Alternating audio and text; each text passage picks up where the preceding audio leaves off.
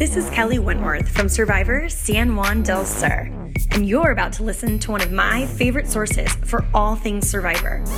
This is Survivor Talk with D&D. So find your flint, grab a bag of rice, and all your fishing gear, and let the bartering begin. Take it away, D&D. Thanks, Kelly. Hello, everyone. Welcome to the show. I'm Dwaine. And I'm David. And we're just two best friends talking about the show we love, Survivor. And today, whenever we record this, Wednesday, January the 21st, the cast for season 30 of Survivor was announced. So we must do our Who the Heck Are These People podcast. I wish we could say the masses demand it, but I think we just kind of put this on ourselves. You know? Oh, yeah. The masses being the mass, us, we. Yes. We two masses. The mass of us. We demand it. And let me tell you something, my friends. We know nothing. Now, that's probably not news to you, but I mean, I have Dalton Ross's stuff printed up, and David has Gordon Holmes, and I think David has CBS up on his computer or will soon. Oh. But I have not read anything. I mean, we are literally going to, because some of you have not even looked at the website, and you're going to depend on us. So we are literally going to read some stuff, and we're going to talk about it, and we know nothing. Tonight is a true first impression. All right? True first impression. The whole I've studied this stuff comes next week. Right. Next Thursday night. That would be the 29th, I believe. And we will have Kelly Wentworth on with us. So we will all three take a really close look at all the cast next week. So this week is literally tonight or whenever you're listening to this in your car or whatever, because you're, oh my gosh, Survivor's on. I get to listen to something. Well, this is going to be our first impression. All I've seen are pictures. That's all I've seen. How about you, David? I think I've got about a third of the name to the pictures. I mean, I think I know about a third of the names. Oh, so wow. That means you've looked at them a whole lot more than I have. Well, I printed them out. So I put them in order, and I put them in the order that we're going to talk about, and then I had to look at the faces, and I think I've got a few names, but I have no idea where they're from or what they do. So I'll find out tonight. I can't wait to listen to the podcast. I know. Wait. Is this a New Year's resolution? Are you going to listen to the podcast this year? Yeah, as we do it. That way I can learn what they are. Oh, okay. As we do it. Don't be silly. All right. David, yes. Are you looking at your notes? Would you like to welcome anybody? I never know when it's my turn to start talking. So I'll take that finger pointing as my sign to start talking. If you're watching live on YouTube, we thank you. And we invite you to join our chat. We do have a chat that uses Chatwing, and if you go to our website, www.stwdd.com, and you look where it says chat live here or something to that effect, you click on it, and Dwayne's looking at me like, please get it right, so I don't have to come in and correct you the first night of podcasting season 30. So, yes, come join us and talk. There's already some awesome folks in there. Mike's in there, Big Brother fans in there, and Dwaine and I are in there. And we'll be there. We'll try to catch your comments if we can. No promises, but of course you'll keep it clean. We know you will. You always do. Right. And we'll go from there. Yeah. So next week, because most of you that are hearing this now are listening to it on the audio, next week, join with us live. It's a lot of fun, but then still download it. So. Yes. Speaking of the website, David, we have a new writer coming on. Hello. His name is Alex, and he is going to be writing a weekly blog. He wrote one. You've probably heard of him and have read him in the past. Because if you're on Twitter at all, when his blog goes out, 80,000 tweets go out. Oh, yeah. Right, because he tweets everybody. Well, Alex is going to be on our website. His blog will be on our website. I believe starting in about 2, maybe 3 weeks, we will be introducing him officially later. I think on the 3rd of February, he'll join us, and we will introduce him then. So welcome, Alex, our new writer. We do want to thank you for shopping Amazon. We had a great Christmas, and this month has been wonderful. Someone bought a keyboard, which is really nice, and then someone has bought the entire Survivor series almost. That was very helpful. So anyway, thank you for starting your Amazon shopping using our links on our website, or just create a desktop link, stwdd.com/Amazon. And also, we do want to ask you to consider becoming a monthly patron for as little as $1 a month. you can help support us. And then last thing before we get to our preseason recording schedule, David, I'm not going to make a big deal about this because, to be honest with you, I know we won't win. But I would love to be nominated for the 10th Annual Podcast Awards in the Best Entertainment category. And the way you do that, my friends, is you go to podcastawards.com. Under Best Entertainment, you put in Survivor Talk with D&D, and then put it in our website, which is stwdd.com. www. And then if you put a comment down in the bottom, they even like that. So there you go. Now it's all in your hands. I won't say anything else about it this episode. All right? This episode.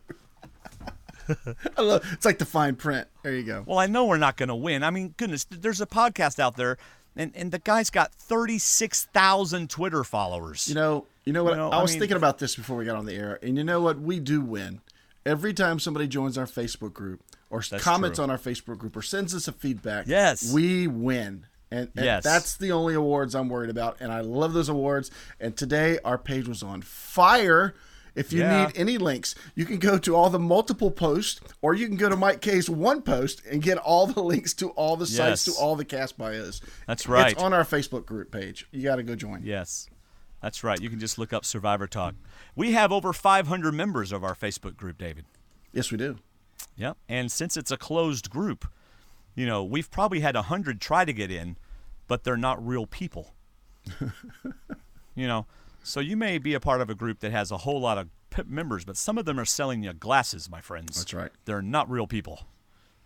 All right, David, let's tell them our preseason recording schedule, because the show is 5 weeks out, David. 5 weeks. 5 weeks. So that, you know what that means? 5 podcasts. That's right.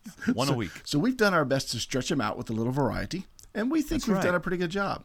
Of course, you're listening to the Kickoff Who the Heck Are These People podcast. And there you go. A week from tomorrow, if you're listening to this Thursday, it's a week from the day you're listening to it. Just go by the date, January 29th. It is A Closer Walk with Kelly. What? No, not A Closer Walk with Kelly. A closer look at the cast with special guest Kelly Wentworth from Survivor. Blood versus Water 2. Kelly. There you go. Let's see. That's January 29th, of course, at 10 p.m. All these will be live at 10 p.m. Thursday, February 5th, which is 1 week later, we'll be doing our listener feedback show where you control the show with your words, your thoughts, your preseason picks, anything you want to say.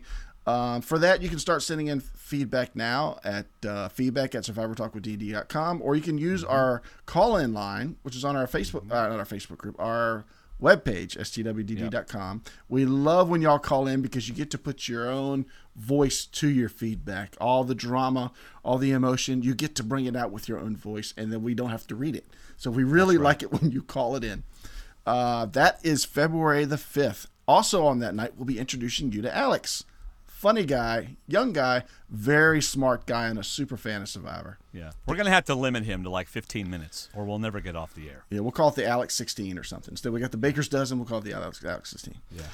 Let's see. Then February 12th, 1 week later, we're doing once a week here, in case you haven't caught on yet. February 12th is our preseason roundtable with the Steve Helling from People Magazine and the Andy Baker, who blogs on True Dork Times. Maybe. He might not this season. Oh. Well, he will be here for that night.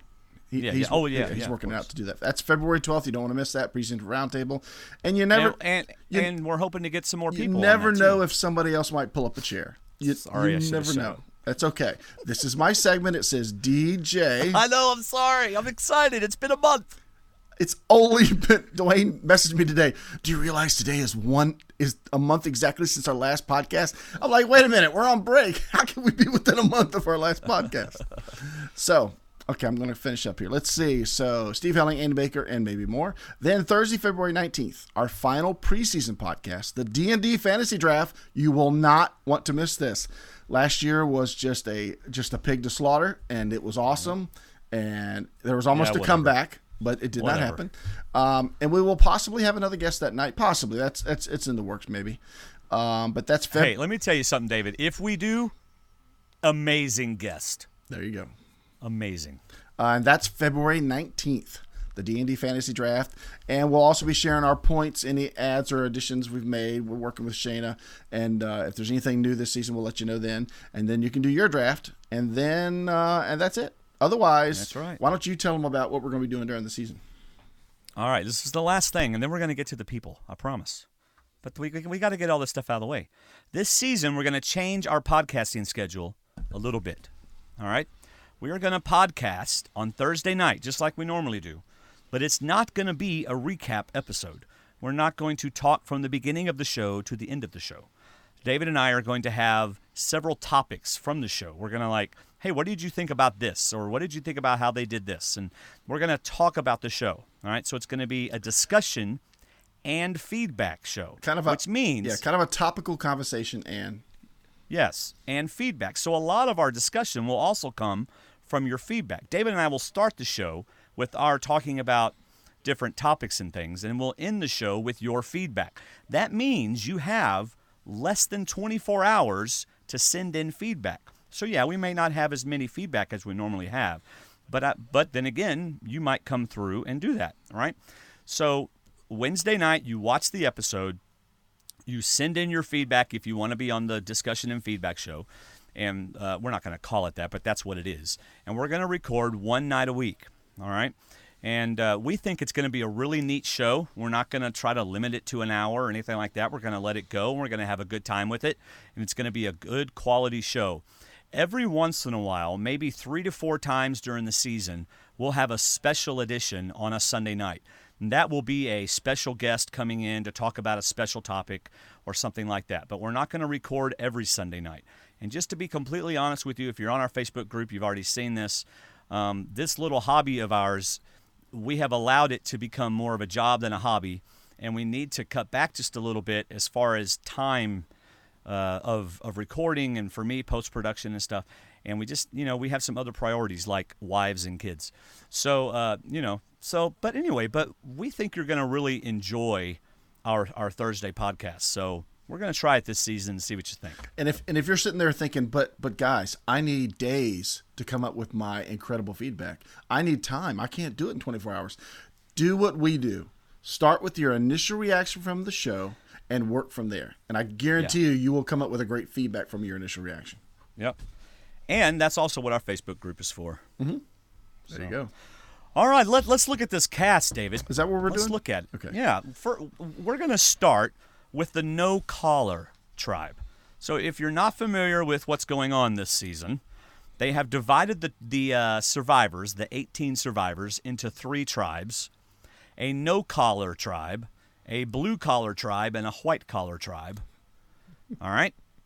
So there you go. Yeah, David's laughing at how I say white. Yes. It's already begun. Yes.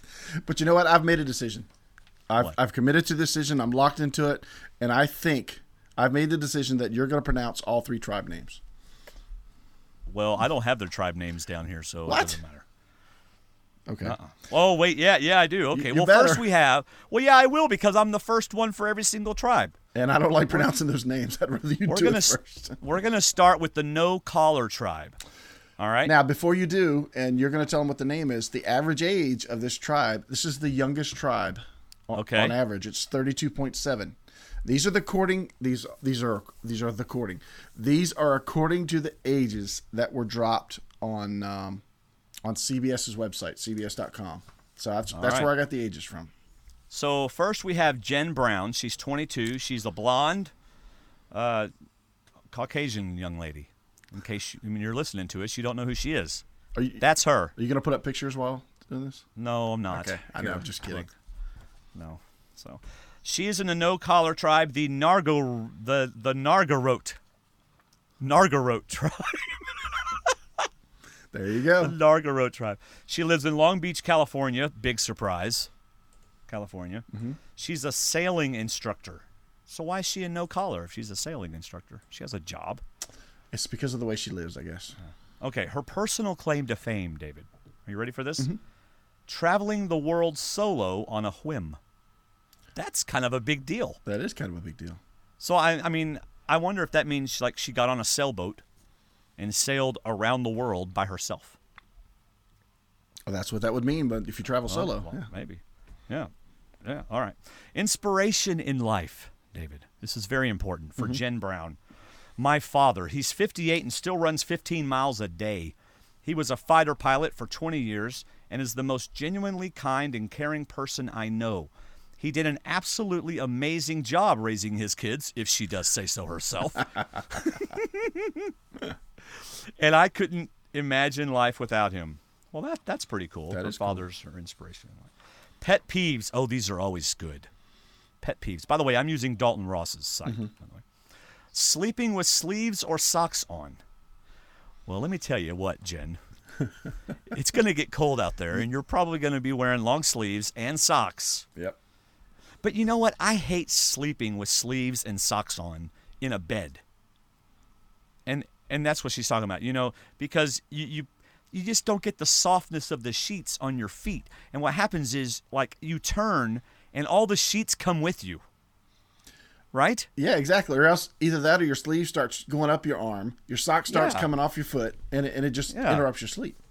So, you like watch all these old shows where the guys get up from bed and they're wearing their nice pressed pajamas? Like, yeah, right. That's Downton Abbey. Yeah, if you watch Downton Abbey, they get in bed fully clothed. Yeah. It's like, what? Like, no. I mean, once you're in there, you can't move or your clothes get all twisted. They must be those people that don't move when they sleep. Yeah. I don't know. So, Jen, I agree with you. So, Jen's got a tattoo under her right arm, looks like. So, she's a tattoo type person, whatever that is. All right, last thing I have, and then you might have a couple other things. All right. She 3 words to describe you: outgoing, resilient, savvy, and candid.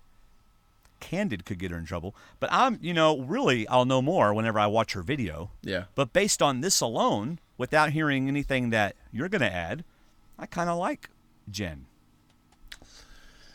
Yeah, I think we were talking about this, giving like a quick gut reaction, and I think a lot of our gut reactions were not necessarily tribe-based, and you really need to look at the whole tribe.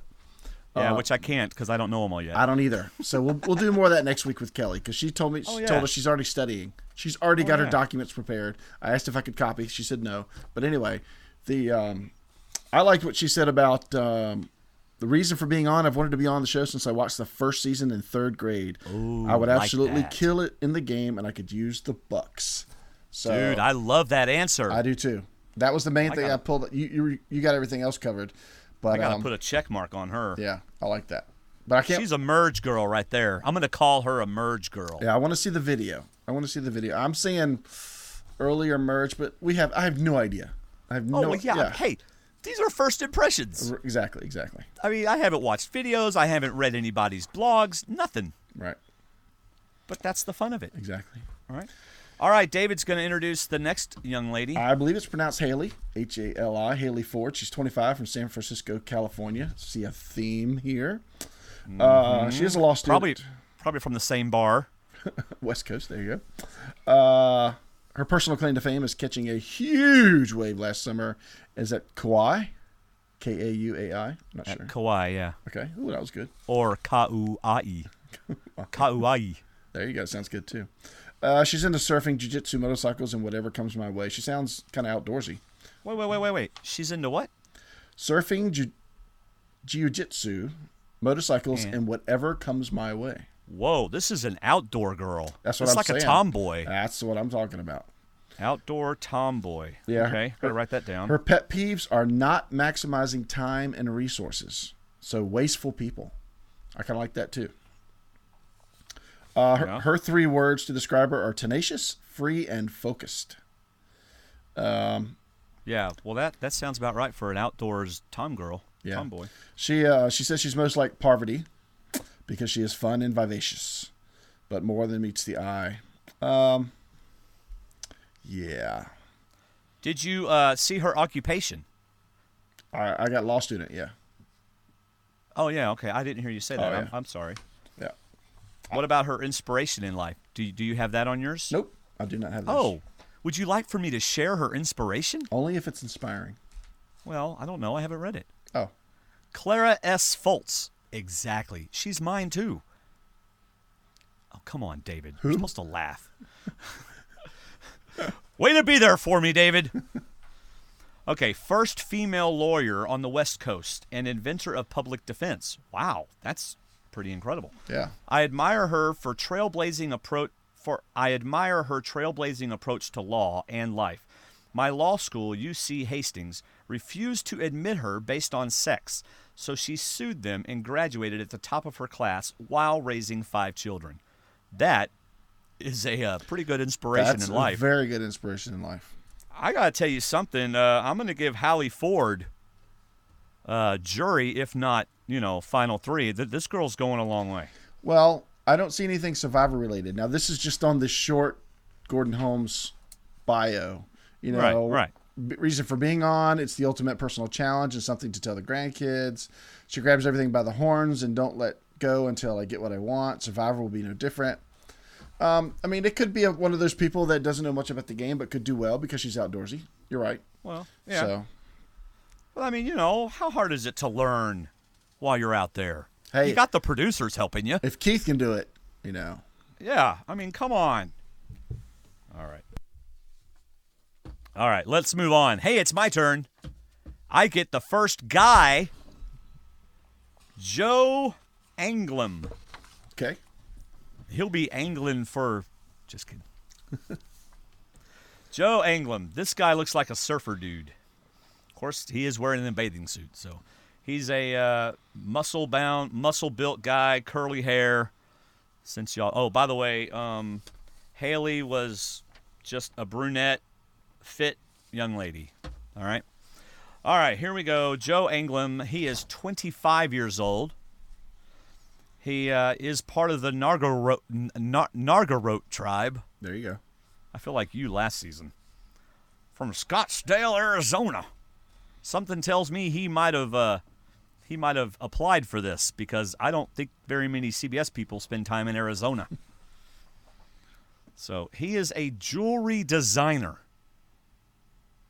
That is a surprise to me. Yeah, I've never heard of that on Survivor before. Well, what that means is when he's laying on the beach, there's a couple of shells beside him, and he puts them together and makes a little bracelet and gives it to somebody. Or like fake idols. He'll hand out fake idols to everybody. That's what it is. Look, guys, we're all safe.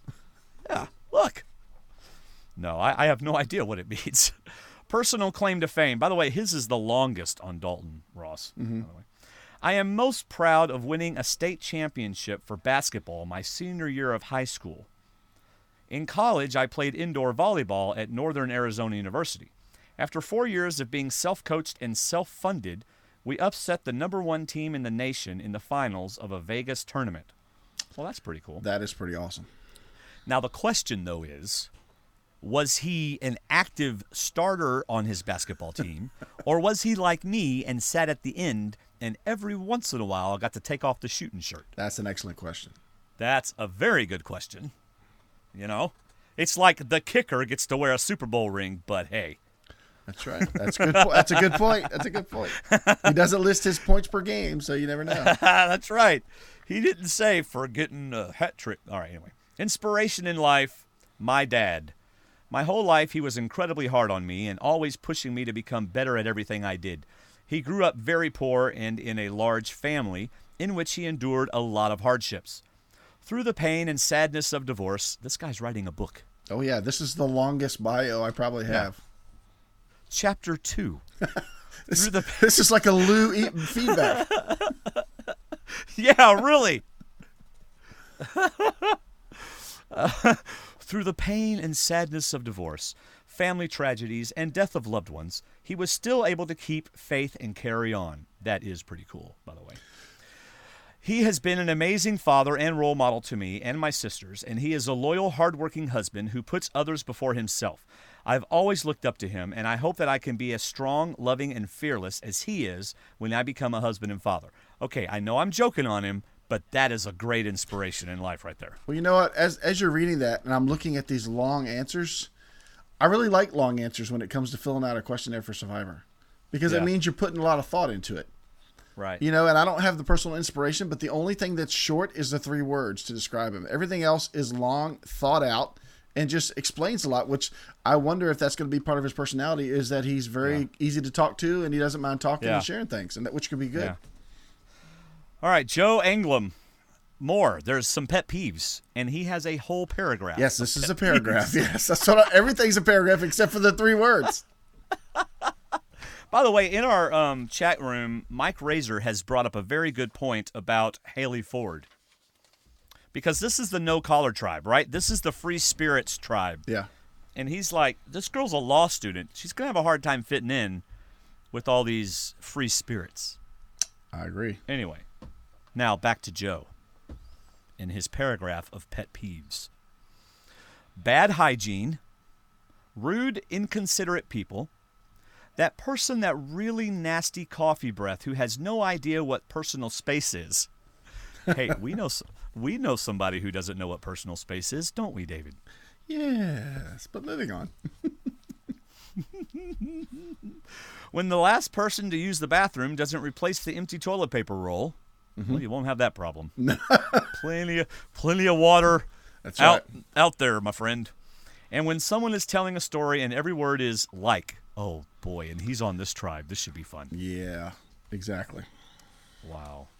Okay, 3 words to describe Joe Englum: creative, compassionate, and charismatic. And likes to use alliteration. Very nice.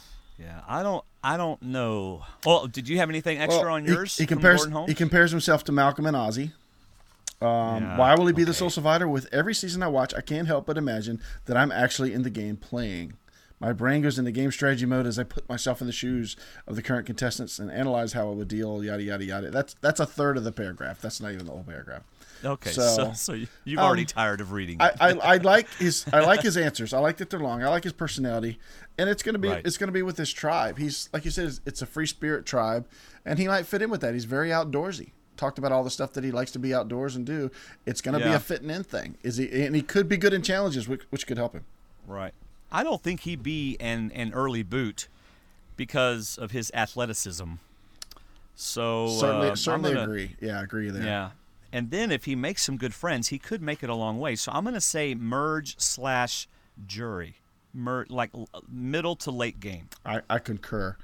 The guys on our chat group are having a good conversation about the Probst's descriptions of the 3 groups. Really? Because I know I've got real small type and I'm trying to read, and that's why I'm staring at my screen really hard while you're talking. I'm trying to see what they're saying. I thought maybe I have a zit on my head or something. No, you're over here in the corner. But they're talking about Probst is calling the white collar the liars. And stuff like that. And I agree that I don't consider white collar as the liars. In fact, I consider these people to live without rules.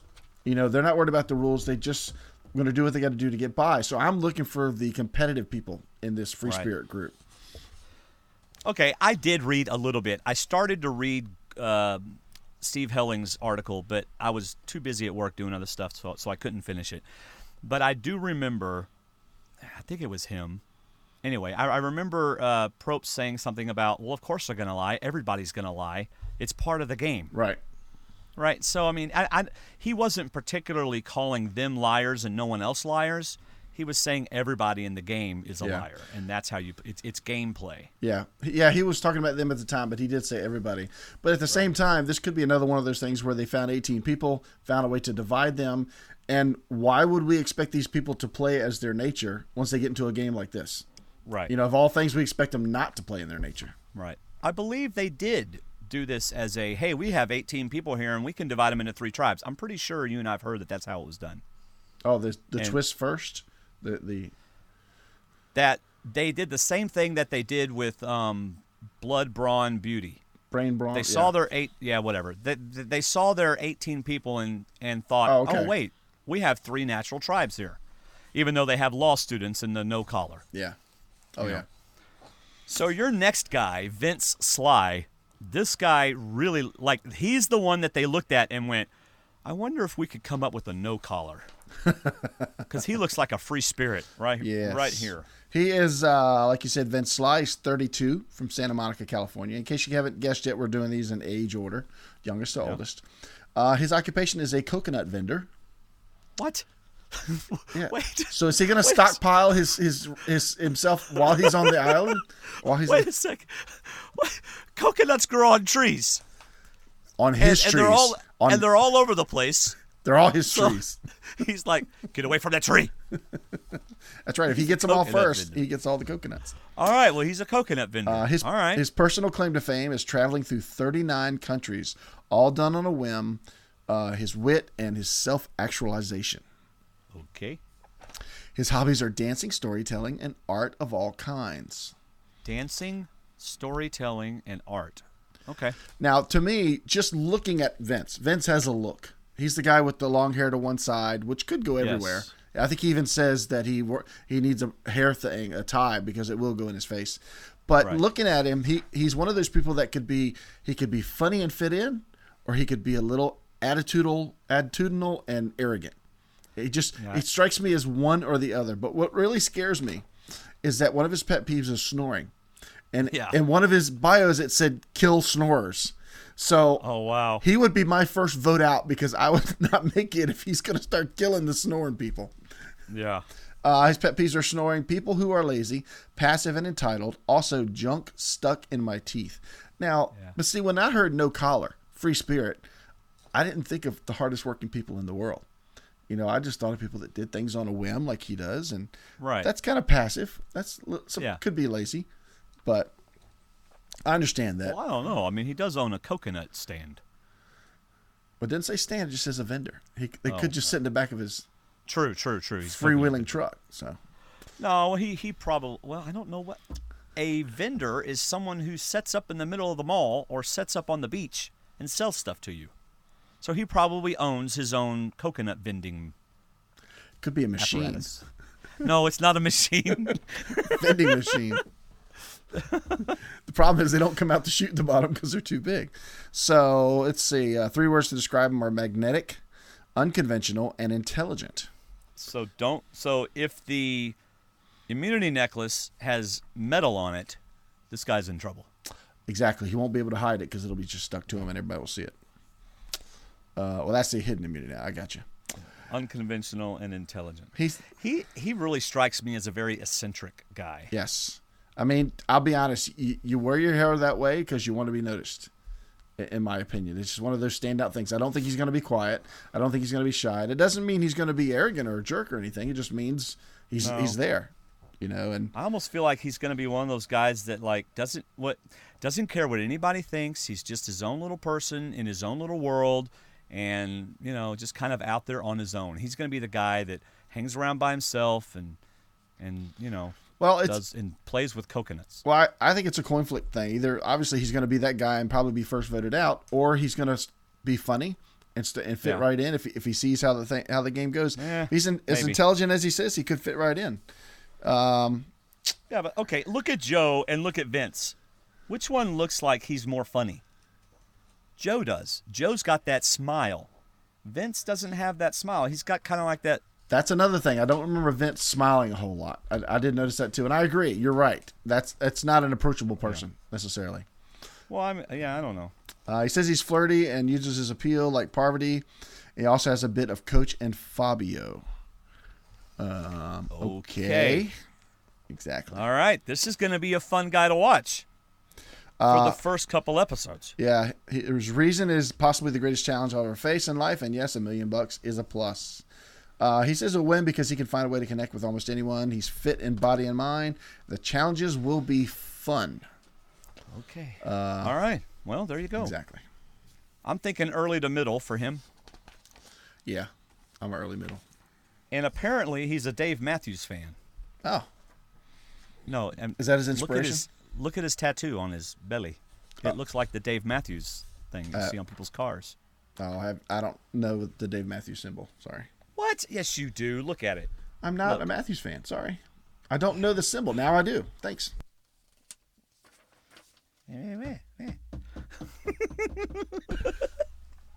I'm sorry. I didn't realize that was one of those things that everybody's supposed to know. I really thought everybody knew what a Dave Matthews symbol was. If I listened to Dave Matthews, I probably would know. No, it's not even. I guarantee you've seen it, and you've like, I wonder what that means. It means Dave Matthews Band. All right. Next we have Will Sims II. He is he looks like he could be a lineman. Yeah. Right? So, dark guy, bald head. This guy could be a lineman. All right? Mm-hmm. All right. Age 41. Sherman Oaks, California. Occupation YouTube sensation. What?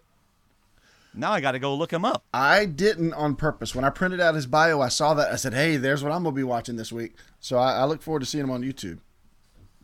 All right. So he is a YouTube sensation. I'm going to have to look him up. Personal claim to fame, being a husband and father. There you go. There you go, yeah. Inspiration in life, God for being the head of my life, my wife and daughter for always believing and trusting in me, and my parents for being great role models. Well, those are good. So the guy's got a foundation. Okay, so strong foundation. So we went from 22 to 32 with the first four. Right. And I think you're going to see a markedly different answers in the next two, who are 41 and 51. Yeah.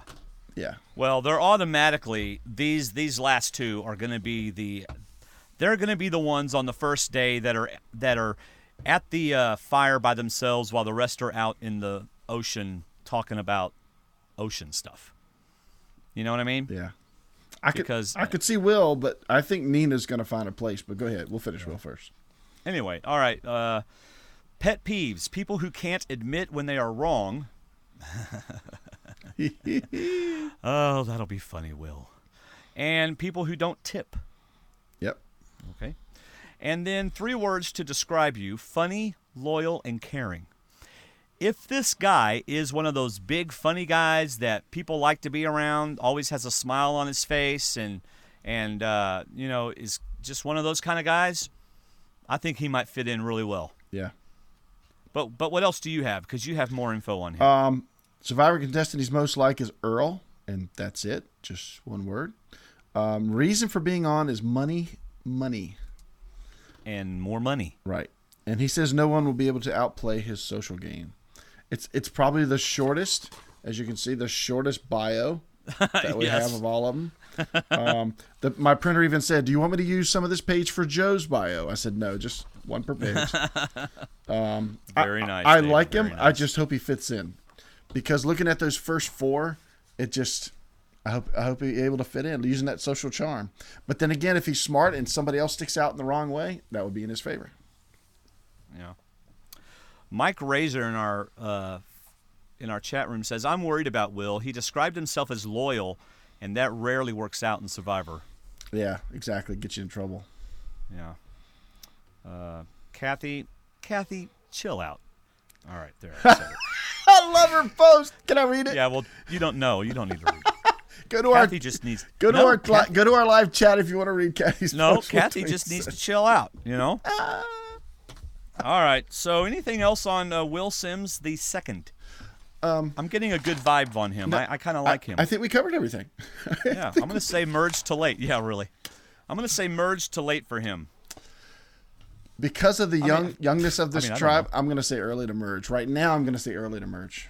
All right. Now, of course, these are without me knowing any other players. Without us watching the YouTube sensations. Yeah, because remember, people, this is a true first impression. Yes. Yes. A blunt first All right, impression. David, you get to do the last young lady. I say young. She's older than me. So go for it, buddy. She is Nina Paresh, I believe. She's 51. And she is the 5th of the 6 people on this tribe from California. Wow. This tribe has... Are they saying that there's no free spirits east of the Mississippi? I don't know. I mean, come on. 5 out of 6 people on this tribe are from California. So poor Joe. He better fit in because he's the one from Arizona. Yeah, really. You don't think her name is Porsche? Yes, because I put an E on the wrong spot when I read it. Okay, Nina Porsche. Nina Porsche. Well, I'll call her Nina. From Palmdale, California. Her occupation is a hearing advocate. These are some awesome answers. This is a very smart woman. And you can tell she's not publicly trained, but she's deaf. She's publicly aware. And she's I think she's very intelligent. Her personal claim to fame is overcoming her deafness.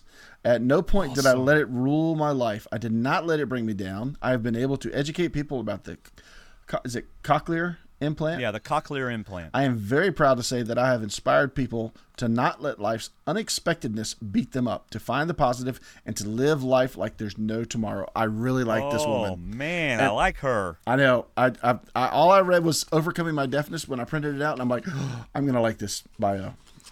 So, do you know about the cochlear implant? Does that mean she can hear some now? I believe so. I believe it gives her some level of hearing. Okay. All right. I believe. Her hobbies are running, hiking, reading, and photography. She got a great smile. I like her. Wait. Running, hiking, reading, and photography. So she's outdoorsy also. Yes. Oh, yeah. Okay. And she's fit. Yep. Her pet peeves are laziness, rudeness, and people who can't park between the lines. Hello. Oh, boy, I agree. I love I'm like, Connie. I'm like, Connie, back up and go back. No. Okay. She has... I can hear that conversation. She has 3 of the best words used to describe herself for Survivor: persuasive, resourceful, and funny.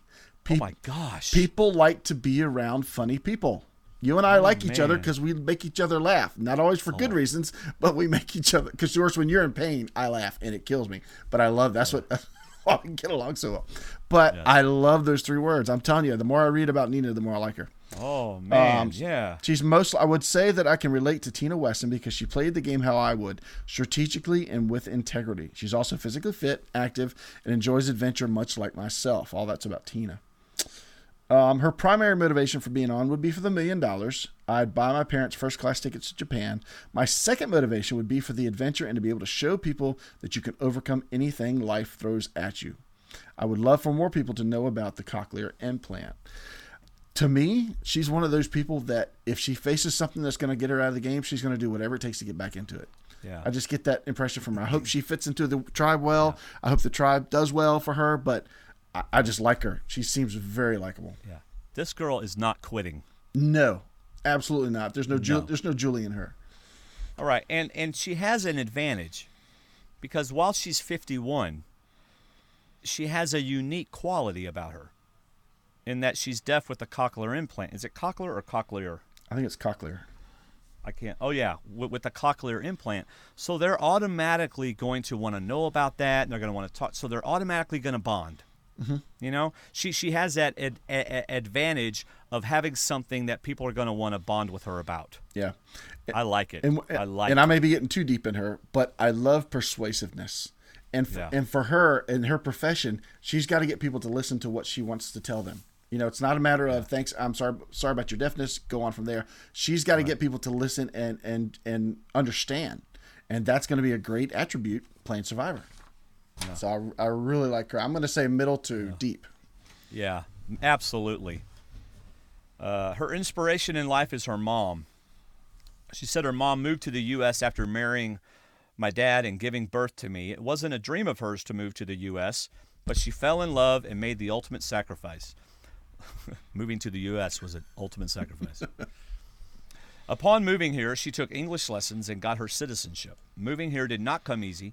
People were prejudiced and mean-spirited. Yep. But she didn't let that get her down. She taught me that no matter how bad my day may have been, that I shouldn't take it out on others. She taught me kindness, helpfulness, and respect.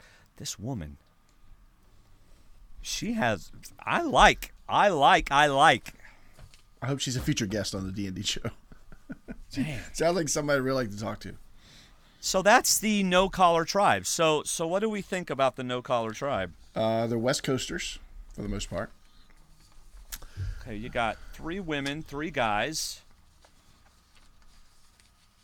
Yeah. There is a young persuasion. There's 3 under 20s and then a 32-year-old. Right. And he's not dumb, so if Vince has to pick a side, he's going to go with the 3 versus the 2. Yeah. So if they lose, Will and Nina could be in trouble, but who knows? And just looking at them, Haley and Joe are going to connect right off the bat. You know how attractive people are. Yeah. No, I don't, but go ahead and keep talking. Attractive people are attracted to attractive people. Gotcha. So they're going to and then, Jen will probably be right in there with them, and the other 3, I'm not really sure. Here's hoping they don't lose a lot of early challenges so we can see what happens. I hope nobody loses. I like this cast. Yeah. I hope there's not a first boot. Not for 3 weeks, anyway. You know what? If they did lose the first challenge, my first impression, who would be the first boot? I am going to say, oh my gosh. I'm going to say that even though they would probably love her, Nina might be. She's going to. And that's only because she'd fall into that we need to win thing. I think, without any other knowledge of listening to her or anything else, I think if Haley, Jen, and Joe bond, I think Nina's going to go bond with them. Yeah. She's going to want to be seen in the younger group, and she'll be their fourth. Right. All right, let's move to the blue-collar tribe. So blue-collar, those are the guys that what time is it, by the way? Oh, wow. We're going to be on for a while tonight. The blue-collar guys and gals are the ones that have the jobs that you don't sit behind a desk. That's kind of what I think is blue-collar, right? They're the plumbers. They're the electricians. They're the guys that work at the plant, stuff like that. According to Probst, they're the ones that follow the rules. What? The white collar breaks the rules, the blue collar follows the rules, and the no collar debates the rules. That's what he said, which makes no sense to me whatsoever. When did he say that? He said this in one of his art when he explained the twist or explained something. I don't know. I just remember reading those three things about it. I was like, that doesn't really sound right. So yeah, okay. But these are the 9-to-5ers, and most of them I would think work with their hands, or at least, like you said, don't sit at a desk. Well, these aren't 9-to-5ers.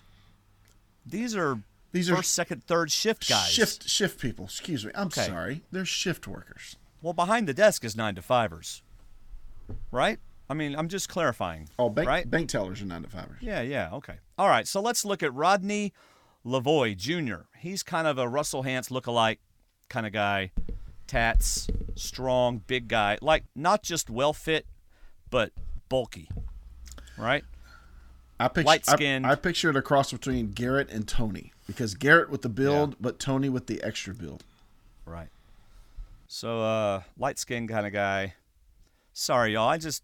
I hate calling people black and white because I think we're all the same race, all the same color, just different shades. And so I hate calling people black or white and stuff, and it makes it hard to do this sometimes, so I apologize. But for lack of, he's a white guy. All right, fine. Anyway, he's 24. Mm-hmm. He's from the Escamecca tribe. Boy, I hate these tribe names. Very nice. Escamecca. I'm sure that's wrong. Current residence, Boston. He's a general contractor. This guy comes over and builds your house. Mm-hmm. All right. Personal claim to fame, I was captain of the Boston High School All-Star football team and the basketball team. That's a little different than saying we beat somebody. Exactly. Yes. Our basketball team won the finals. This guy was the captain of the teams. Yes. Also, I graduated with a bachelor's degree, so he went to undergraduate school. So if Joe tweets tomorrow that he was the captain of his teams, we'll know that he listened. Yes. Well, yeah. Wow. All right. So this guy is not just an athlete. He is one of those natural athletes. Mm-hmm. Right? He's one of those guys that's going to do very well at all those challenges. Right. Because he's a natural athlete. Because the natural athletes are the captains. Right? Right. They're the guys that don't even have to practice. They're just good. That's us. Right. Yeah. It's like when I was in high school and my friend Rich and I decided to go play tennis. I've been playing tennis for years. Rich had never picked up a tennis racket. He beat me the first game. Well, I got a story like that. My friend talent took me to play racquetball because he wanted me to show his club and the stuff he'd been playing for years. We got there and played racquetball. I'd never played. He tells me the rules, and I beat him 3 matches. So that was fun. Oh, so you're a natural athlete also? You could say that. Funny, I just would have never dreamed that. I'm sorry. Let me shine those trophies a little more. Okay. Yeah. Inspiration in life, Tom Brady. He is the GOAT. I don't know what that means. I knew you weren't going to look that up, and I meant to. I saw that. He has 3 Super Bowl rings, a wife who is a 10. Wow, Rodney.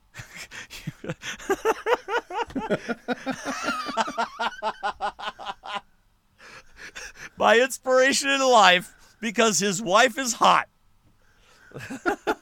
All right. He has 3 Super Bowl rings, a wife who is a 10, loves his line of work, and fires me up. Go Pats. All right, I apologize. We should have known GOAT. It stands for greatest of all time.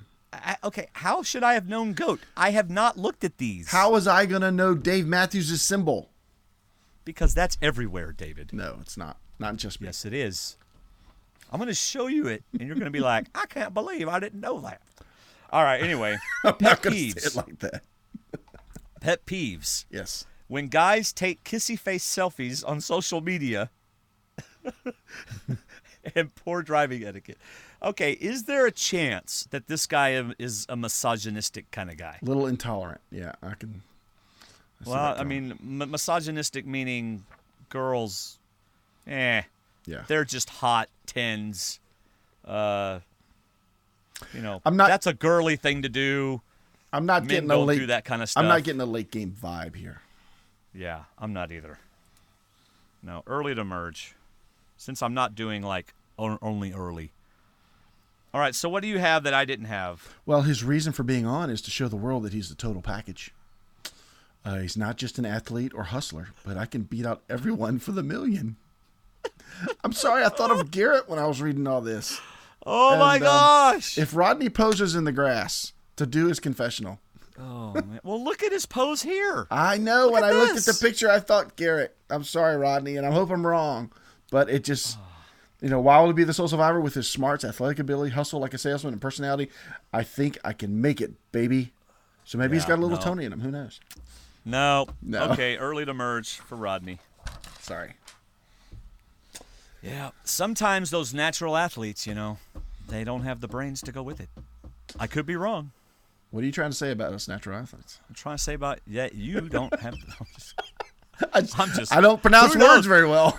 Yeah. That's for sure. Again, none of this is personal, y'all. If you happen to be listening to us thinking, I wonder if I want to listen to Survivor Talking D&D this year. Yeah, you do. We're very nice to everybody. Yes, we are. We're just have fun at your expense. That's why they call it a football. Nothing too hard. Baseball. Sorry. Okay. But we also pick on ourselves, so it's okay. Yes. Be ye not disturbed. By the way, it's really funny. Christine Cornell McCready, hi Christine, glad you could make it, said, shoot, dang, this thing has been on for an hour and I just figured it out. You missed half the show. All right, but we're glad you're here. All right. Oh, wow, David, you get Lindsay Cascadan. Cascadan? Yeah, Cascadan. Yes. All right, Lindsay Cascadan. She is 24 from College Park, Florida. She is a hairdresser. She has two-tone hair. If you're looking for one to describe her. She's trying to figure out where she got this. What? She did not get this bathing suit at Walmart or Target. I wasn't going to talk about the bathing suit. It's one of those things you order online. It looks like a spider web. Yeah. It does. It looks like a spider web. All right, go ahead. It's a talking piece. That's what it is. But look at her smile, man. She looks like she's the friendliest person in the world. All right, go ahead. When I first saw this picture, I thought of her as a sprite. She looks bright and cheery, and if she's got the personality for it, she's going to do well. I'm proud of me in general. This is her personal claim to fame.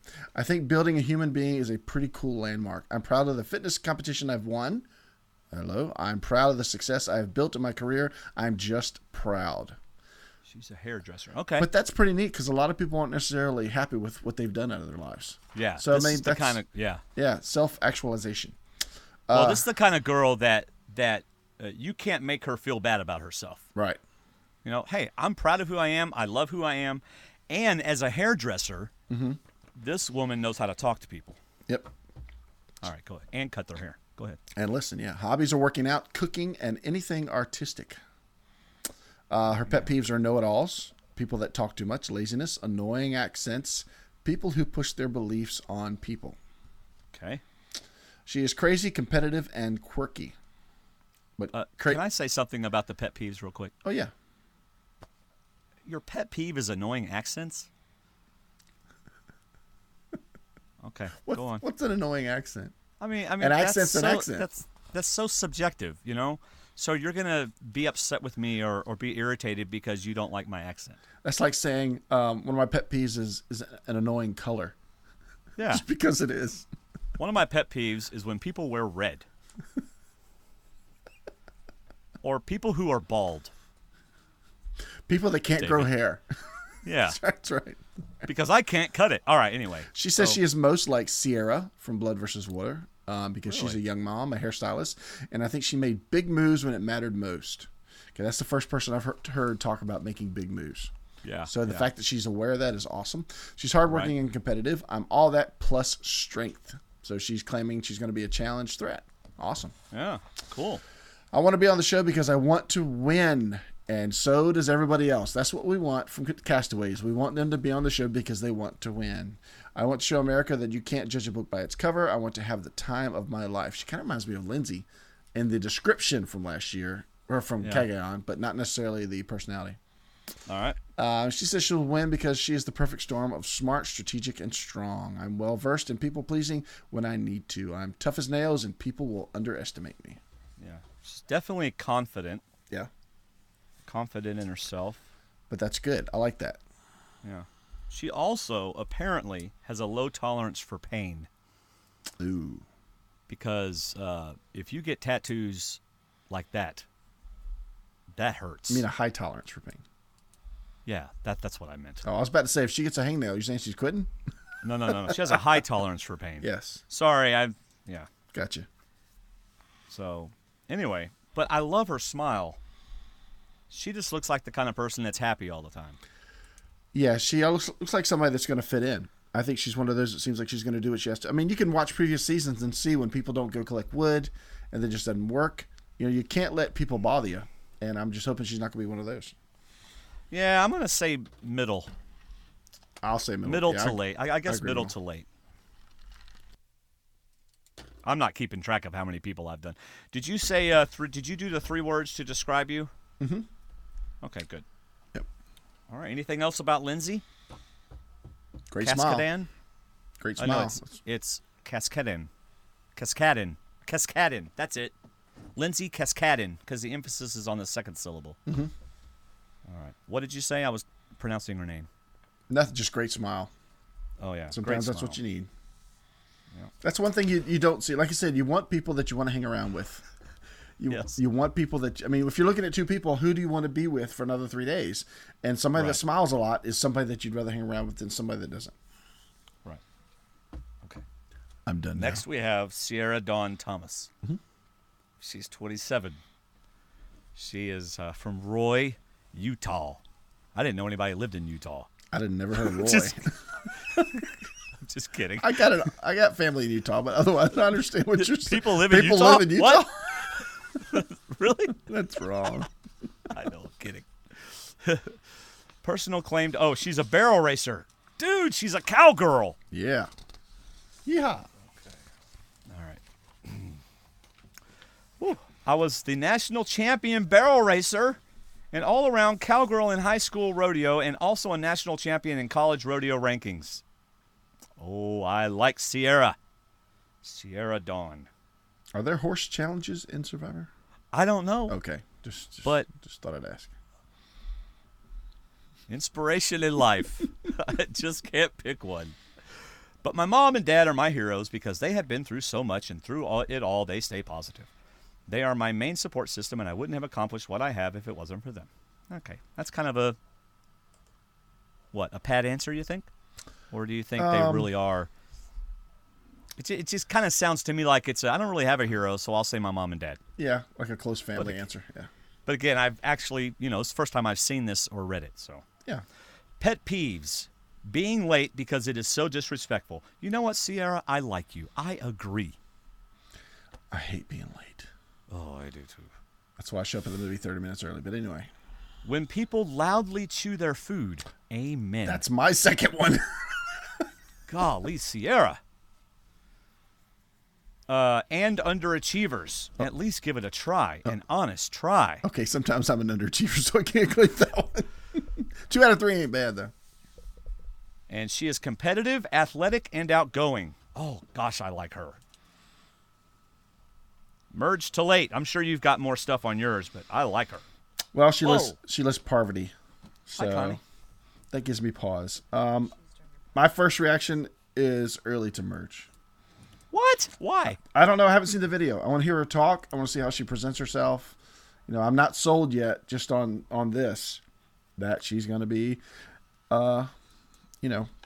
This is neat about this tribe. I like the age dynamic. The average age is 34, which is 2 years older than the other no-collar tribe. And the breakdown is pretty neat because it's 24, 24, 27. Then it jumps to 38, 44, and 47. So it's not like 4 ages are close, like in the no-collar tribe. Right. So, I don't know. Yeah, so are her and Lindsay going to get along? I don't know. Probably. I mean, they're completely different. Completely different. Well, it's going to depend on their attitudes, too. Lindsay might say, I got to get along with everybody. And, that might work. Same thing for Sierra. So Right. And Sierra's competitive, though, so that's either going to work. I don't know. I just like her. And the Sierra that Lindsay liked was close to her mom. This Sierra is close to her mom. So you never know. If they find that link, they could bond. Every year, one castaway just somehow stands out to me. Mm-hmm. And she stands out to me. All right. Do you have anything else about her? She does say she's 6'1". Oh, my gosh. A model. And most people just see me as a pretty face. But I'm a cowgirl and a rancher. Doesn't mind doing a man's job. She's an extreme athlete. I like that. I do like that. She got offered a full ride scholarship for college basketball, but decided to take the rodeo scholarship. Hello. Wow. Yeah. There you go, Joe. That's what you put on your claim to fame. Wow. A full ride scholarship that she turned down. Yeah.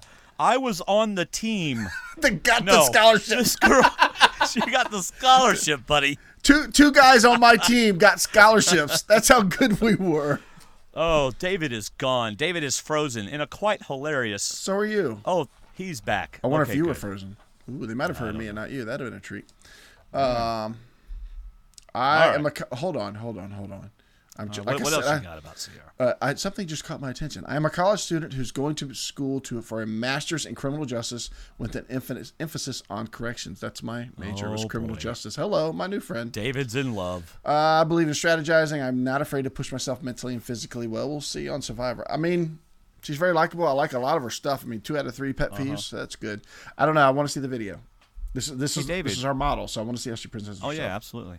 David, were you a criminal justice major? Yes. Oh, okay. I thought maybe you might have told us that once or twice. Or 3, 4, 5 times. Yeah.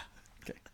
I do on the Facebook page. That's why I like the shows that I like. And people keep giving me good shows to watch. You got to stop doing that, people. My goodness, Peaky Blinders. You can't keep me up late at night watching these shows. Black Mirror and all this other stuff. Get out of here. I haven't watched Black Mirror yet, but Peaky Blinders, hello. And now that's a Netflix show, so they're going to keep putting it out even quicker. It was a BBC, now it's Netflix. Man. All right. Let's move on, David. Yeah, we'll skip the shooting the breeze part. We'll move on to Mike Holloway. Mike Holloway. He is 38 and not from California. This entire tribe is not from California. Yeah, because there aren't any blue-collar workers in California. They're either white-collar or no-collar. Very good point. They don't have plumbers there. Where's my bell? That's the point of the podcast right there. Excellent point. Ding, ding, ding. He's from North Richland Hills, Texas. Hey, way to go. He's an old driller. How far did you live from Nice. North Richland Hills? Do you know where that is? Yeah, that's where Dallas Cowboys and stuff. That's right around there. Oh, I don't like him. So, Oh, that's because Dallas is better than your team. Every team is better than my team right now. So, by the way, I like the Seattle flag behind you. You know, I'm jealous. I wish it was in my house. Well, it might be coming back to your house because you can't really put that up and just kind of show it off. To show it off, you have to put the whole thing up. It takes up a lot of room. Well, so I've had to send it back. I think I will because I had it this past season, so I'm gonna put it back on your wall. Yeah, you know what we can do, because football season's here, so I'll keep it up. But then as soon as football season's over, I'll put my Blackhawks flag back up. Mm-hmm. And if any of you listeners have a favorite team and you want me to put the flag up, yeah, sure, I get a free flag out of it, but that's just beside the point. Send me a flag. These are full-size, really nice flags. Yeah, if you want to send me something, send something smaller. But yeah, I'm gonna send it back this week so you can hang that back up. It's a great flag, but it's a wall-covering flag. Yes, it is. What David wants is a bobblyhead of you. Bobblehead. Just send him a bobblyhead. No, David loves those things. You have them all over the place. I just got that one with Christmas. Which one? The Groot. Which one? It's Groot. Let me show you. Oh, Groot. It's Groot. Dancing Groot. Nice. He's in the pot. All right, let's get back to Mike Holloway. Sorry, who Mike. is not a bobblyhead. Nope, he is an oil driller. His personal claim to fame is paying off my house in 2.5 years. Hello. Dude, seriously? That is awesome. Wow, you're making some money doing the oil drilling. It took a lot of ramen noodle nights, but to see the focus and drive pay off was priceless. That is drive. Wow. 2.5 years. Wow. His hobbies are disc golf, running, and picking up the ladies. Ha ha. That's his term. Ha ha. Uh-oh, he's a womanizer. It's probably good he's on this tribe and not on the no-collar tribe. Although, I mean, there are ladies on this tribe. I'm not saying there's not. But anyway. Let's see.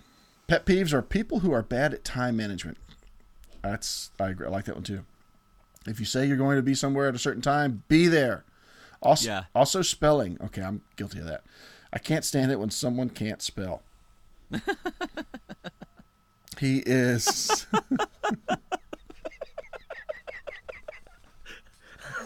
Sorry, I don't know why that struck me as funny.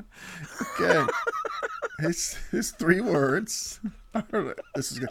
I'm sorry. We're gonna have to pause for a minute. Go to commercial break. I mean, we're gonna be at tribal council, and someone's gonna spell a name wrong, and he's gonna be like, "I can't stand it when people do that." Who did that? Who did that?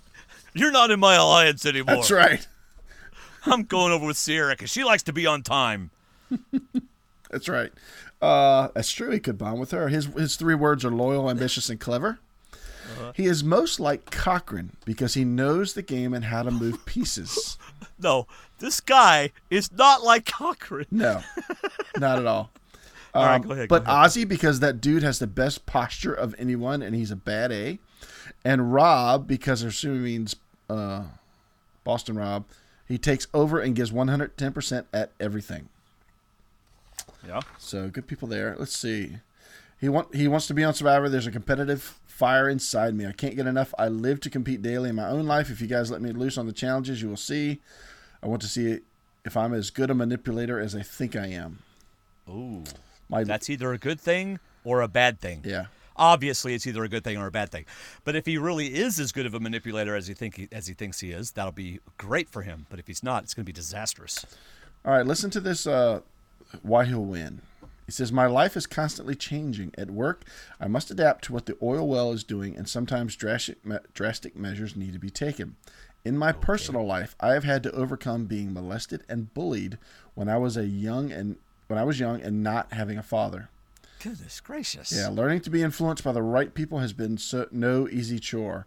I have grown into my skin. I know who I am and what I am about. My faith has made me whole. My family and friends have made me strong, and my experiences have made me adapt. This guy's a very mature 38 years old. I mean, 38 is not young, but he has made his own path in life, and he has overcome a lot of things. So like people spelling his name wrong. Yes, exactly. You can't spell Mike. That's why he didn't Seriously. go with Michael. He didn't go with Michael. He went with Mike. M-I-C is not my name. No, that's crazy. Yeah. Wow. I don't know, but the very conflicting things. He likes to chase women, but his faith grounds him. Yeah.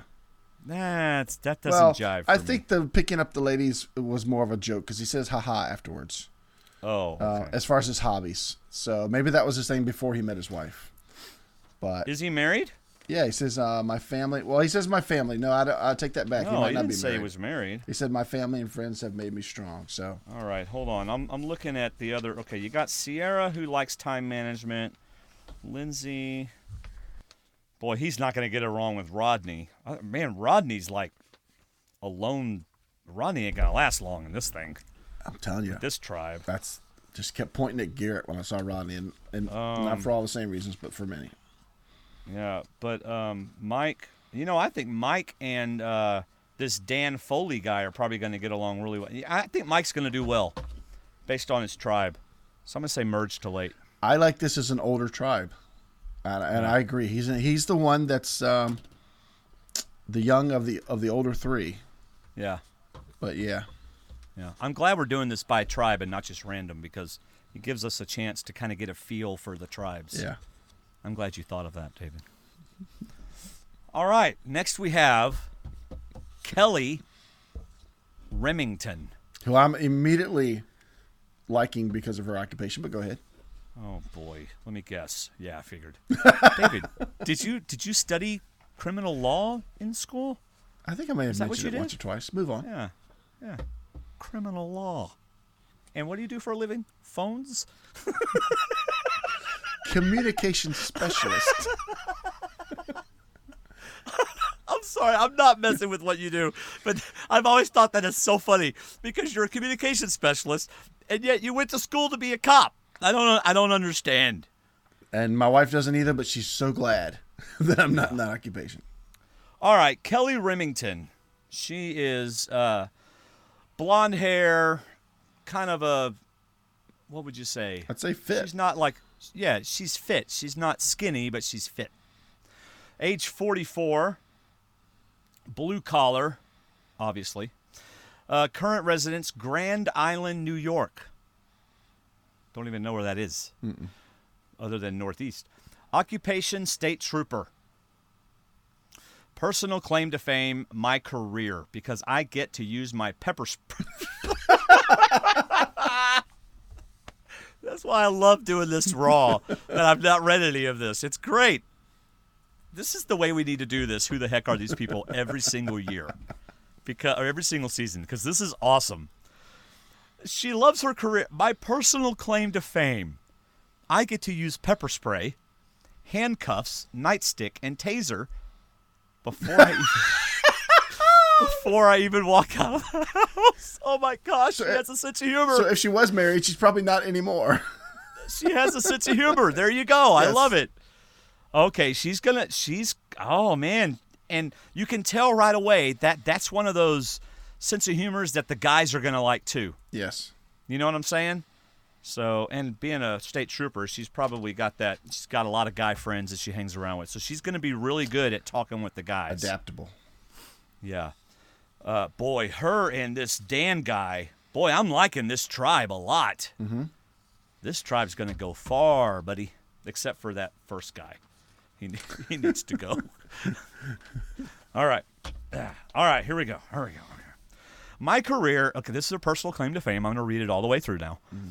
My career, because I get to use my pepper spray, handcuffs, nightstick, and taser before I even walk out of the house. Inspiration in life. My mom. She raised 3 kids on her own. Pet peeves. Commitment. What? Yeah. Is that lack of commitment, or she doesn't like people who are committed? I would guess that doesn't lack, make sense. But no, just the word commitment doesn't really resonate. 3 words to describe you, Kelly: compassionate, adventurous, and spontaneous. Okay. Well, then what else you got, maybe David? She's not committal because she's spontaneous. Oh, maybe so. Reason for being on is $1 million, and the adventure of being on Survivor. And she'll win because she's smart, witty, and has the drive needed for the $1 million. I don't know. At the same time that she could blend in, she could be kind of isolating. You know, she could be standoffish if she doesn't tolerate people very well. If she wishes she had her taser, that could be a problem. Yeah. Or if her personality is a little too over the top. Yeah, too. Like annoying. Right. And I think we'll get some of that from her video. We'll definitely get more of that. Well, you know what we'll get from her video? Whatever CBS wants us to get. This is true. Because they've already edited the season. Yeah. But she is athletic, so that will contribute to the tribe. Yeah. This group may be so athletic they could afford to get rid of somebody like Rodney in the beginning. Rodney. My name is Rodney. I got to use my Keith thing. All right, the last person on the blue-collar tribe. Who is also not from California is Dan Foley. What, you don't think he's from California? No. He's 47, and he's from Gorham, Maine. Why'd you say that like he's from Kentucky? I don't know. He's from Gorham, Maine. He is a postal worker. His occupation. So he's going to go postal. Yep. His personal claim to fame is, I had a terrible fear of heights, so I faced it head on. I went on my first airplane ride and jumped out. Okay, that is conquering a fear of heights right there, to jump out of a plane at 13,000 feet. Wow. Heights don't really bother me anymore. Yeah, okay. Falling. Now that's something. Landing without control. That's scary. Yeah. Wow. His hobbies are anything with my wife, Erin, disc golf. That's our second disc golf player. And working on my properties. Cool. Guy's got money. Okay. Pet peeves are people who drive too slow in the fast lane and won't get out of the way. Yeah, well, I agree. Guys, listen, I don't care what state you're in. The left lane is for passing. The right lane is for driving. Thank you. So that little mail truck that's behind you beeping, that's Dan. Get out of the way. The people on his route find their mail on the ground because he just tosses it. That's right. He's driving so fast. His 3 words are opinionated, adventurous, and gregarious.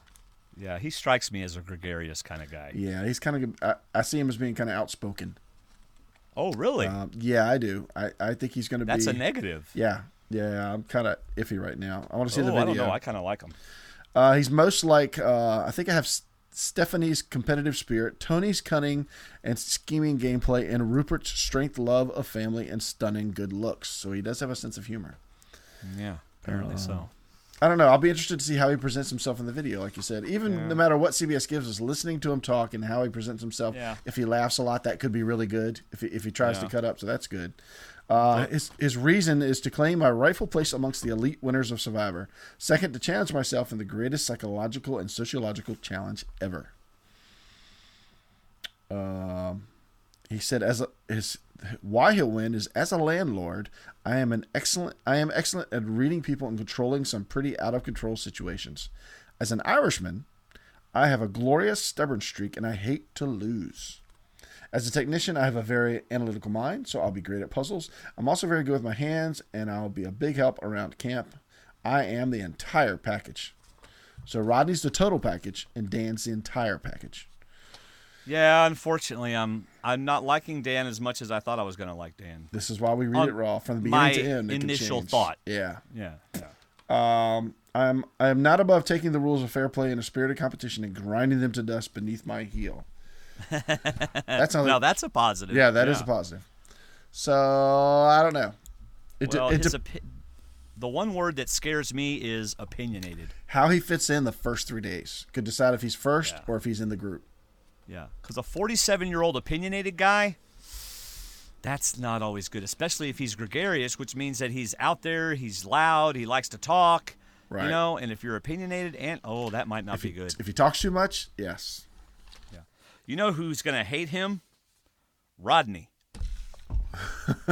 Yeah, because he'll be talking over Rodney. No, seriously, because Rodney's one. It's just based on this. Rodney's kind of one of those guys that's like, you're not me.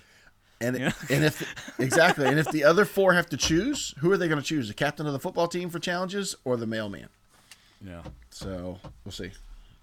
All right. Now we're getting to the spot where my printer was running out of green ink, so everything's pink. Well, this is the oldest tribe. This tribe is 35.2 average age. 35.2. Partly because of the oldest player. Yeah. But only one person in their 20s, and this is this guy right here. And now I know why you gave me him. Hello. Because who in the world knows how to pronounce this name? Joaquin. So that's Jokin. Or Joaquin? Or, nah, really? Joaquin? Isn't that Joaquin Phoenix? Isn't that how he writes his name? Okay, Joaquin Suberbiel. Suberbiel. Something tells me this is not American English. Suberbiel. And this is some other, anyway. Yeah, I don't know. I don't know how to pronounce JS. But I'll tell you what, if he has an accent, they're going to like him. Yeah, that's true. I mean, look at the guy. He looks like he's, well, all the girls on the other tribe are going to be like, I want to be a white-collar worker. Did you not hear? I was a law student. Yeah. Hey, I'm in law school. I want to go over there. That's right. All right, age 27. He's with the Messiah tribe. Mm-hmm. Valley Stream, New York. He's a marketing director. Personal claim to fame is living a life that has allowed me to overindulge and experience so much of the beauty of the world. In other words, his personal claim to fame is, I'm loaded. Yes. Which can spend money on whatever I want. He buys what he wants and he lives how he wants. Yes. Inspiration in life. Derek Jeter for his dedication, finesse, and choice in women. Of course. Look at it. The of course was his, not mine. That's right. Oh. Derek Jeter for his dedication, finesse, and choice in women, of course. Wow. That's the second guy that has done that. Yeah. This person is my inspiration because of his hot woman. Yes, he is a goat. Mm-hmm. Pet peeves. People who have no common sense. Yeah, I can relate to having that pet peeve sometimes. 3 words to describe you. Outgoing, charismatic, and social. Yeah, I don't know.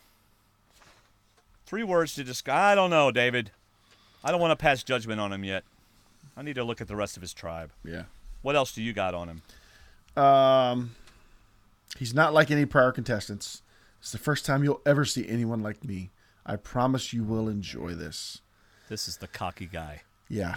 He's also on a very mature tribe. And I only say mature as in he's the only 20-something-year-old. Everybody else is 31 and older. Yeah, things aren't going to bode well for him on that tribe. Possibly pampered, possibly, I'm not saying he hasn't earned it, but, No, early to merge. Actually, just early. Yeah. So, what else you got on him? Anything else? That's it. All right. Looking forward to the video, see how deep the accent is. Yeah, let's see. All right, moving on. We return to the West Coast for Sheeran Ozcool, 31, from San Francisco, California. And she is a Yahoo executive. Wow. Yeah. Her personal claim to fame is that she made Google Calendar the #1 online calendar in the world. Wait a second. Now, that's a claim to fame. Hello. But that tops the captain of the football team. Wow. Goodness gracious. And helping take care of her mom financially. That is pretty awesome. I mean, it's one thing to do a media type claim and then to turn around and take care of your family is awesome. Yeah. That's what it's Why for. didn't they just name these tribes can eat wherever we want? Make our own dinner. Yeah. Eats at Outback for a special occasion. Right. That's the middle tribe. And then, McDonald's on a good day. Has a garden. Yeah, really better. It makes my own food and I'm a vegan. Right. Yeah. All right, go ahead. Okay. Her hobbies are traveling, exotic food, whistling champion, and mind games. Nothing really sticks out as far as physical challenge. Whistling challenge. All right, for the challenge today. For the first time in Survivor, we're going to have a whistling challenge. Oh, my gosh. So, don't you know that would be terribly annoying? If you're not, talking to her, but someone else is, right? And they're like, would you demonstrate your whistling for us? And you're like, no, I'm going to go to the well. I'm sensing a point category. How many whistle times you hear this season? Oh, yeah, we got to come up with those, don't we? Yeah. All right, go ahead. Anybody but her. Anybody else whistles, you get a point. Yeah. Her pet peeves are quitters and morons. Okay. Her 3 words to describe her are competitive, clever, and quirky. All right. I do like her Survivor most liked, though. She's my favorite. Sandra as a sassy brown woman who doesn't take crap from anybody. And then Rob Sesternino as a witty, sharp, know-it-all Survivor nerd who keeps tabs on everybody. Now, that's pretty good. I mean, keeping not taking anything from anybody to make your own plans and then keeping track of everybody. That's if you can do that and do it well and get along with people, that is a great way to model your game. She wants to win the ultimate social game. She says it's her favorite game in the world. She practice What, Survivor is? Yes, she says it's her favorite game. And why will she be the sole survivor? I practice voting people out in real life and succeed. Now, I would She hope fires people. if you're playing by yourself, yeah, you do succeed in voting people out. If nobody Fire else is people. voting. I'm a fighter and risk taker. I'm super smart, observant, and don't let my emotions govern my actions at work, let alone in games. I have no qualms with using people or their secrets to get ahead. So this sounds like a person that's going to make moves. Question is, will she make them make it the right time, make the right moves? Yeah, I got her early. I don't think she's going to fit in with her tribe. I think she's far too smart for her tribe. I got her middle. No. Yeah, it's going to depend on how she blends in, Yeah. I think she's going to have a very low tolerance for people, I mean, her and Jacqueline, or whatever his name is, they're not going to be buds, right? And I have a feeling she's one of those very intelligent people who does not tolerate idiocy very well. And there's going to be idiocy. All right. That's my thoughts. So I say early, you say middle. I say middle. That's first thoughts, of course. Yes. Raw thoughts. Raw. Like Eddie Murphy raw without the language. Mm-hmm. Rated PG. All right. Anything else on Shirin? Nope. Let's talk about So Kim. Okay. Or So Kim. While we're in California, let's talk about So Kim. Yes. So Kim is a very fit young lady. Mm-hmm. She is 31 years old. She was supposed to be on last season. She was one of the ones that was supposed to be on last season. I don't know where I saw that. Steve Helling wrote about it. Oh. Yeah. Okay. See, I did read like the first half of his. Yeah. I read the whole thing, by the way, Steve. Yeah, from Long Beach, California. I would have, Steve, but I was writing music at the time. I had to stop so I could write some stuff. She's a retail buyer. Nice. Personal claim to fame: having the courage to reinvent myself. Last year, I turned 30, went through a divorce, moved across the country, and changed jobs. It was simultaneously one of the best and worst years of my life, and I'm a stronger person for it. All right. So that's kind of like Kim Spradlin. Mm-hmm. Just coming off of divorce, reinventing herself. Is this the next Kim Spradlin?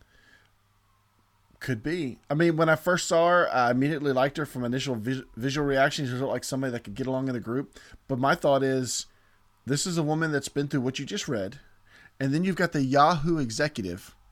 They're the young females on this tribe. They don't strike me as young. I mean, they're young in age, but they're mature in life. So this is not the young tribe. This is a mature tribe. All right. Inspiration in life: anyone who lives life to the fullest, laughs with abandon, and loves openly. All right. Mm-hmm. Pet peeve: indecisiveness. Princess attitudes. Oh, let's look at the rest of the ladies. Anybody going to be a princess? Nah, I don't think so. Mm-mm. But when the swap happens, that could be a problem. Right. Narcissism, procrastination, losing, and complacency. Did you do our hobbies? No, not yet. 3 words to describe you: spirited, charming, and brutally honest. Brutally honest is not always good. No. All right, so what are her hobbies, David? They are laughing, adventuring, traveling, dancing, and living. I like laughing because one of my first things about meeting a girl, if I wasn't married, is that she can smile. She has to be able to smile. That's one of my first things. So laughing is good. It was one of your first things. It was, yes. Terry had the best smile. Yes.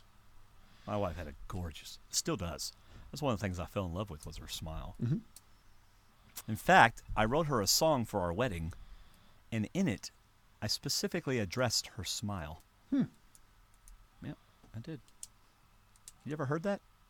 I'm not sure. You've probably sung it at 2 a.m. in the morning while we were sitting around the table talking, but I don't probably recall. And y'all were all like, shut up. Are we still awake for this? Go ahead. All right. Anything else on So Kim? I'm not sure what I think about So Kim. She wants to make big moves. She wants to become a legendary female soul survivor. I don't know. I think the jury's still out. She lists Ozzy, Parvati, and Cochran. I mean, why not pick 3 of the best players to ever play, or of 3 different varieties? So I don't know. And I can see her and the next 2 guys teaming up with the last girl. I can see these 4 being an alliance. So she might go pretty far. I think this is going to be a mature alliance. I think the older people are going to be safer in this group. All right, David. We remain in California and talk about Tyler Fredrickson. He is 33 from Los Angeles. He is an ex-talent agent assistant. I have no idea. So does that mean he's made enough money that he no longer has to work? I guess so. Because what that means is unemployed. Exactly. Or the current job does not qualify me for white collar, so... I mean, seriously. Like, right. They might be going, okay, well, we can't list that you serve hamburgers. So... Yeah, X something is former. His claim to fame is kicking the game-winning field goal against number 3 USC on national television. He's a kicker. He is a former kicker. He's a kicker.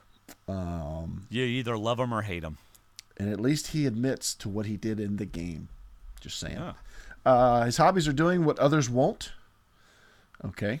Traveling and dressing up as a bearded hobo and jumping out at children in downtown Pasadena. Really? Nice. Yeah.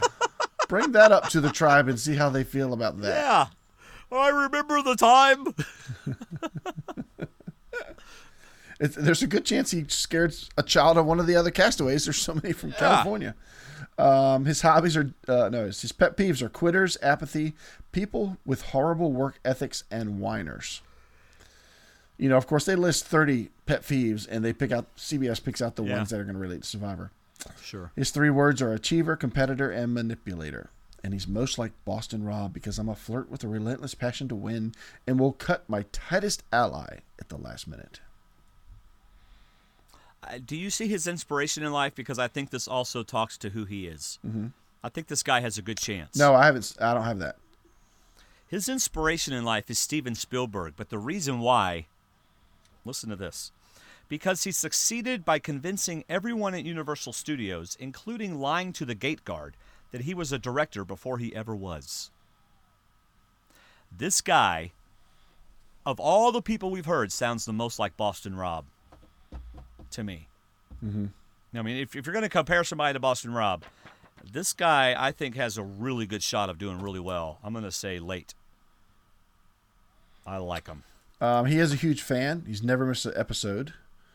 And he says he's worked 2 years at the top agency in the world. He can outwit. He has 2 master's degrees, one from Berkeley and one from USC. I can outsmart, and I played on 7 professional football teams. I can outlast. He played on 7 professional football teams? Yeah, that means he kept moving around. But and anyway, he's only 33? Only 33. I don't know if I'd brag about that. Yeah. Well, that just means he never quit. He could have quit when he got cut from the second one, but he didn't. He kept going. Yeah. So, I don't know. I don't know. Well, that's awesome.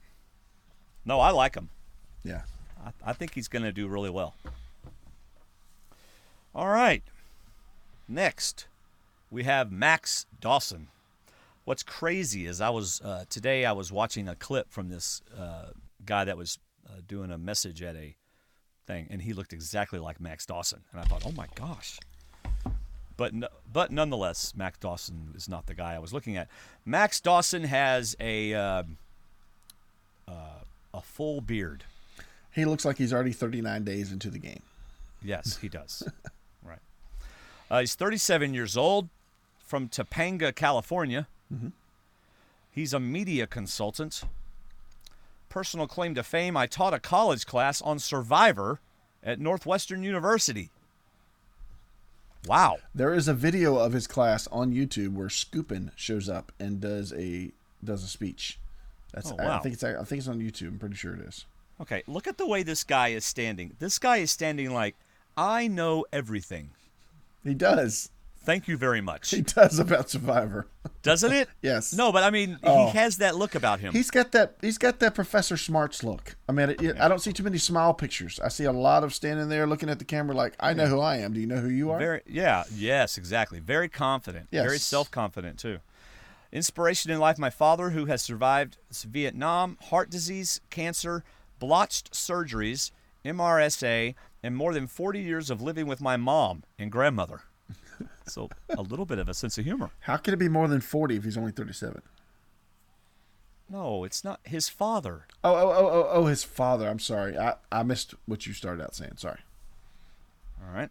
Pet peeves, waiting. He hates to wait. He is going to hate for 3 days. No, he's going to hate. Okay, we're going to go to we're going to go to tribal council. It's not dark yet, so you got to stay in these tents. And you can't talk. You and I know all the stuff that goes on. They do a lot of just sitting there and do nothing. Right? Yep. He's going to hate it. 3 words to describe you. Outspoken. No. Brilliant. No. And bearded. Yes, obviously. So he's proud of his beard. This is a guy that wears his beard proudly. Yes. In other words, the best way to make him mad is to shave his beard while he's asleep. Enemy for life. It's a long beard, so it's probably taking him a while. All right, what else you got? He relates himself most to Jonathan Penner. Both opinionated, outspoken, truth-telling Jews who make our livings with our words. I think, first and foremost, he is playing to win. He's also strongly motivated by the prospect of hearing Probst say all the fixins. He's obviously super smart when it comes to Survivor. Yeah. He's going to be super trained. I think he's going to be a storyteller. He's going to be good in confessionals. It's all going to come down to how much the other castaways see that in him. I think if he shields that well and plays a very good social, whether it be fake or not game, Yeah. I got him as middle to deep, but it's going to depend on who the other people see him as. Do they see him as a threat if he's the one doing all the talking? I think he's going to be smart enough not to do all the talking. He's going to know better than to stand up and make all the decisions. I'm really interested to see how he plays because he represents a lot of people that are super fans like us, Right, as to how they play, how they react. You don't think he might be overconfident and like to the cocky extreme? Like, I know how to play this? No. I don't think because he knows the game so well, I don't think he's going to come across as cocky at all. He might in his confessionals. No. I don't think come across as cocky. Uh-huh. That he'll just be too cocky and be overconfident and mess it up. No, not at all. No? I don't suspect that at all from him. Well, I might like Max if he hadn't taken Andy Baker's spot. I mean, this is the Andy Baker spot right here. Right. Except Andy Baker wouldn't be white collar because Andy Baker is a teacher. But still. All right, we'll see what Max does. I got him middle to at least jury, Right. if not deeper. I like this Carolyn girl. Me too. Lady. Go ahead. She has another long bio. Leaving California, she is from Tampa, Florida. She's 52. Carolyn Rivera, and she is a corporate executive. She's not married to Geraldo, is she? I do not know. Her personal claim to fame is maintaining a 36-year relationship with her husband.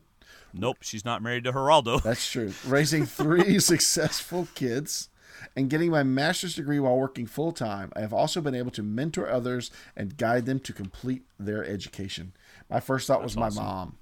And my mom's awesome. Of course, my mom is 20 years older than Carolyn. So, Carolyn, you're not my mom. You're not, don't look like her at all. But I'm just saying the claim that her relationship and her kids and her master's degrees and working full-time, that's awesome. Right. Her hobbies are sports, karaoke, and shopping. So she'll be good at the auction if she makes it that far. Her pet peeves. I hate to be lied to. So this should be interesting on Survivor. So she is aware. That's her. So this should be interesting on Survivor is what she said. So she is aware that lying is going to be in the game and she's going to have to be aware of it and tolerant of it. Do what you say you're going to do. If something is wrong, you need to tell me because I can't read your mind. Don't ask the question if you are not ready for the answer. Sounds like a mom, for It sure. does. Her 3 words are competitive, funny, and passionate. Definitely a mom. She says she's most like Sandra because she is 2 for 2. Also love Denise because she was smart and good shape and used her psychology background to help her. She was able to hang with Malcolm and the older crowd. I am going to play like that. What do you got? Well, the bottom of mine didn't print out. Her inspiration in life, I have a little bit of this. Hillary Clinton, I think she represents women well. She is strong and she fights for good causes. She handled adversity well and was able to keep her family together through difficult times. She is a role model, strong-willed, highly competitive, inspiring, influential, and assertive. She is the ultimate survivor. She's a big Hillary Clinton fan. Yeah. So, and Hillary Clinton has done a lot. So, Hillary, is she running for president? Do you know if she's going to try to run? I would think so. I have no idea. I have no idea. All right. You know, there's something about Carolyn that strikes me. I know this seems kind of weird, but her bathing suit choice makes me feel like she's confident. Mm-hmm. I don't know why. It just does. It's not like a mom bathing suit. Yeah, I've got. You know what I'm saying? I got a dress picture. I don't have a. Oh, okay. So I don't, well, I'll show you her bathing suit. I mean, it's not like she's not like trying to be 15. Mm-hmm. I don't know. It just to me, you know, it's not the hipster, not the hipster. Anyway, I don't know. It just says something to me about There it. is quite an age gap between her and the rest of the tribe. Right. But I see this as a very mature tribe, and I think she's going to be okay in this tribe. I don't know. It's going to be who sticks out the most. Yeah. So. Well, I'm going to call something right now, David. Uh-oh. Are you ready? Okay. I'm calling this. And I don't care that it's the first episode and I haven't done any other looking. I am going to stick by this. Mm-hmm. All right? Hold me to this. A blue collar will win this season. Absolutely. And the reason why I say that is because typically a blue collar worker works very hard because not just because it's their job, but it's their livelihood. They have to, you know, and they're just used to hard work and really good work ethic. They don't get anything handed to them on a plate, you know. They don't take life for granted. I really think a blue collar worker is going to win this one. There, I said it. Well, since we're not picking names, and if you're going by that, I like your reasoning. I'm going to say a white collar player is going to win because they know how to win, they know how to be successful, and they're not afraid to do whatever they have to do to get there. Yeah, but did they have to work to get there? Some of them did. Or did they did they get other people to do it for them? Like their moms? Like, No, I'm just like kidding. their moms. You never know. No, I'm just kidding. So anyway, since we're throwing things out there, I like your Let me see reasoning. who I'm not picking a player yet. Oh, but then I look at all the blue collar players and Do you see any final No, I tribal don't- council speeches? no, in I there? don't. So I don't know. Maybe I shouldn't have called that. Oh well. I see some people. No offense to the no collar, but I see some white collar people giving speeches at final tribal that I think could do well. Yeah. So we'll see. All right. Well, everybody, we want to say thank you for listening. If you watched us live, thank you for watching. Be sure to share be sure to share who we are with others on Facebook and on Twitter. We do want to thank our monthly patrons over on patreon.com. You help pay the bills, especially this month because we had to renew a bunch of stuff. So your monthly donations help a lot. And, of course, we also thank all of you who start your shopping at Amazon. Thank you so much. Follow us on Twitter at Survivor. At Survivor_talk. Join our Facebook group because it's a lot of fun. Facebook.com/groups/Survivor Talk. Now, we have a Facebook page, and you can like that page, but all I do there is post a show. If you want to get in on the discussion, go to the group. All right? All right. Do you have anything else to say before we shut this down? How long have we been doing this? Good hour and 45 minutes. Yep. Thanks, Kelly, for the intro. But tune in next week, and you'll hear Kelly live. That's right. Kelly's out there too, man. Kelly's all over Twitter. She's a huge Survivor fan. That was the big cry from Blood vs. Water 2 is more Kelly. We did not get enough Kelly. So next week we'll give you want all Kelly. the Kelly you can handle. That's right. She's going to be a blast. Yeah. Yeah. She's a She hoot. might even steal the show from us. She's a hoot. It's going to be Survivor Talk with D and K. It's going to be Survivor Talk with K and those two D Survivor guys. Talk with K and those two D dudes. Yeah. Music for tonight's show, the music you heard under Kelly's intro was High, High, by Lecrae from his album Rehab. Go out. Let me tell you something. Lecrae, amazing. Go out and buy some Lecrae. What? Do you know who Lecrae is? No. You should look him up. Okay. Really, really good. He's a Christian hip-hop guy, artist. Okay. Really good stuff.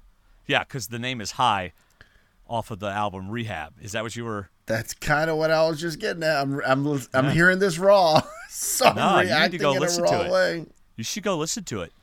He is well known. I mean, this guy, and I mean, he is respected in the secular world, in the secular hip hop and rap world. Very well respected. Okay, you just kind of caught me off guard there. The song is called High, and the album is called Rehab. Yeah, we'll go look it up. Okay. Get on Spotify. Listen to all you want. All right. Thanks again for listening, everybody. That's all I got. How about you, Dave? I'm good. All right. See you, everybody. See ya.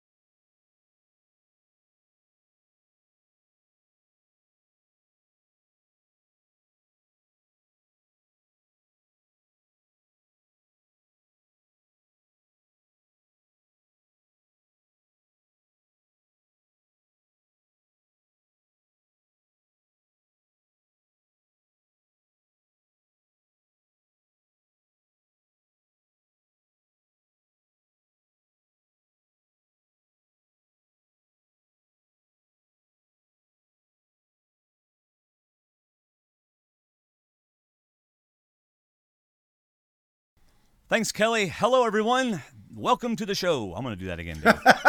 That's a good way to start the season.